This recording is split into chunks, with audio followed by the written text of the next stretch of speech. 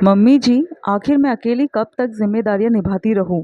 आपकी एक बहू और भी तो है, उसे भी तो कहिए। वो तो कभी साथ में मिलकर चलने में विश्वास नहीं करती। बड़ी बहू मेघा ने अपनी सास माया जी से कहा। अरे तो कोई एहसान नहीं करती हो? इस घर की बड़ी बहू हो तुम, ये सब तुम्हारी जिम्मेदारी है। तुम नहीं करोगी तो कौन करेगा? माया जी ने जवाब दिया।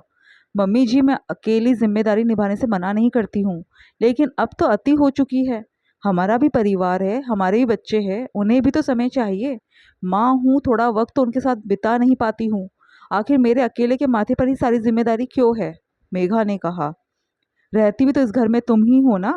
छोटे बेटे बहू तो मेरे यहाँ रहते नहीं हैं। उन लोगों का तो खुद का मकान है, तो तुम ही जिम्मेदारी निभाओगी। माया जी ने मकान की धोस दिखाते हुए कहा। हाँ मम्मी जी, सही कहा आपने। वो लोग तो यहाँ नहीं रहते, पर क्या वो कल को इस मकान में अपनी हिस्सेदारी नहीं लेंगे? रिश्तेदारी सारी हम निभाए, मकान का सारा मेंटेनेंस हम चुकाए, यहाँ तक कि आपकी सेवा चाकरी सब हम करें। ऊपर से उनके बच्चों को भी हम ही संभाले, और फिर भी 10 बातें हम ही सुने। तू उनके बच्चों को कौन सा संभाल रही है? वो तो मेरे पास रहते हैं। दादी हूँ मैं मनु और परी की। वो लोग मेरे पास 10 बार आएंगे जाएंगे, तू होती कौन है ये सब बात कहने वाली? और बच्चे यहाँ जो खाते पीते हैं ना, उसके बदले में छोटे बेटे बहू महीने के 5,000 रुपये देते हैं मुझे। तुम पर कोई भार नहीं डालते। मम्मी जी, बात पैसों की या खर्चों की नहीं है, बात काम की है। मेरे पास अपने लिए बिल्कुल वक्त नहीं होता। आज मुझे मायके जाना था, लेकिन जा नहीं पाई, क्योंकि मनु की तबीयत खराब थी। जब साक्षी को पता था कि बेटे की तबीयत खराब है, तो उसे यहाँ छोड़कर जाने की जरूरत क्या थी? उसकी जगह छुट्टी ले सकती थी ना। तुझे मैंने तो रोका नहीं था मायके जाने से। चली जाती, संभाल लेती मैं तो जैसे तैसे मनु को। हाँ, आप तो बड़ा ही संभाल लेते मम्मी जी। मनु को उल्टियाँ करते देखकर तो आपके हाथ पैर फूल गए। कहाँ से मायके चली जाती मैं?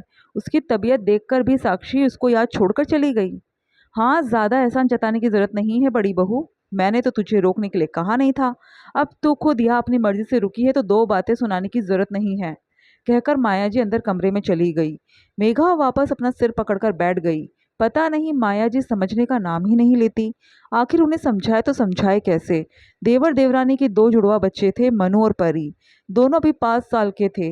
देवरानी भी जॉब करती थी, हालांकि वो एक टीचर थी। उसके आने से पहले ही बच्चे स्कूल से आ जाते थे, इसलिए ऑटो उन्हें उनके घर छोड़ने की जगह यहाँ माया जी के पास छोड़ जाता था। पर स्कूल से आने के बावजूद भी साक्षी बच्चों को शाम को ही घर पर लेने आती थी। तब तक मेघा और माया जी ही बच्चों को संभालती थी। मेघा ने एक दो बार कहा भी तो साक्षी ने कोई ना कोई बहाना बना दिया, और फिर जब माया जी को पता चलता तो वो मेघा को ही सुनाती। अरे वो भी थक जाती है, घर का काम भी करे, बच्चों को भी संभाले और नौकरी भी करे। तेरी तरह थोड़ी ना ऐश है उसकी। लेकिन जब कुछ रिश्तेदारों से मेघा ने एक ही बात को बार बार सुना, तब से उसका मन खराब हो गया। साक्षी सबसे कहती फिरती है कि वो पैसे देती है, तब जाकर जेठानी उसके बच्चे संभालती है, वरना आज के ज़माने में कौन देवर देवरानी के बच्चे संभालता है? बस तब से मेघा कई बार माया जी से कह चुकी है, पर माया जी तो सुनने का नाम ही नहीं लेती। अरे लोगों का क्या है, वो तो रिश्ते तोड़ने में ही लगे रहते हैं।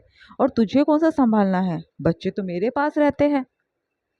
आज मनु की तबीयत खराब थी, लेकिन उसके बावजूद भी साक्षी उसको छुट्टी कराकर उसे यहाँ छोड़ गई। पर ऐसा नहीं कि खुद छुट्टी कर ले, जबकि उसे पता था कि आज मेघा को अपने मायके जाना था, और माया जी अकेले बच्चे संभाल नहीं सकती थी।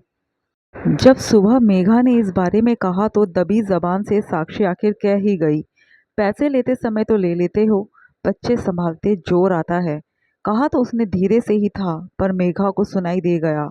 वो उसे कुछ कहने बाहर ही आ रही थी कि देखा देवर गुस्से में साक्षी को घूर रहा था।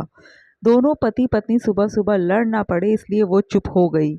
आखिर मेघा ने भी ठान ही लिया कि अब चाहे कुछ भी हो जाए, अब वो जिम्मेदारी नहीं लेगी। एक तो वो बच्चों की जिम्मेदारी भी निभाए, और ऊपर से पैसों की धूस भी सुने, जबकि माया जी वो पैसे तो अपने पास रखती थी, उसमें से बिल्कुल भी खर्च नहीं करती थी। लेकिन जब दूसरे दिन साक्षी बच्चों को छोड़ने घर आई तो मेघा अपने सामान के साथ अपने कमरे के बाहर निकल कर आई। उसे सामान के साथ देखकर माया जी ने पूछा, तुम कहाँ जा रही हो? मम्मी जी, कल मैं अपने मायके नहीं जा पाई थी, तो आज जा रही हूँ, कहते हुए मेघा घर से रवाना हो गई। माया जी तुनकते हुए मनु की जिम्मेदारी लेने को तैयार हो गई, लेकिन 2 घंटे होते होते उन्होंने साक्षी को स्कूल में फ़ोन लगा दिया कि वो आधे दिन की छुट्टी लेकर आ जाए। अब उनसे मनु नहीं संभल रहा। आखिरकार साक्षी को घर लौटना पड़ा। उस समय साक्षी को और माया जी को दोनों को मेघा पर बहुत गुस्सा आ रहा था, पर कहती क्या, उसका काम किसी को दिखता कहाँ था।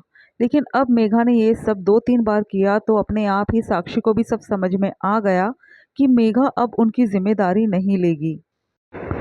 आखिर थक हार कर माया जी ने खुद ही कह दिया कि अपने बच्चों की जिम्मेदारी खुद ही संभालो, उनसे भी अब बच्चे नहीं संभलते हैं। आखिर साक्षी अब छुट्टी के बाद खुद ही बच्चों को घर पर लेने आ जाती थी।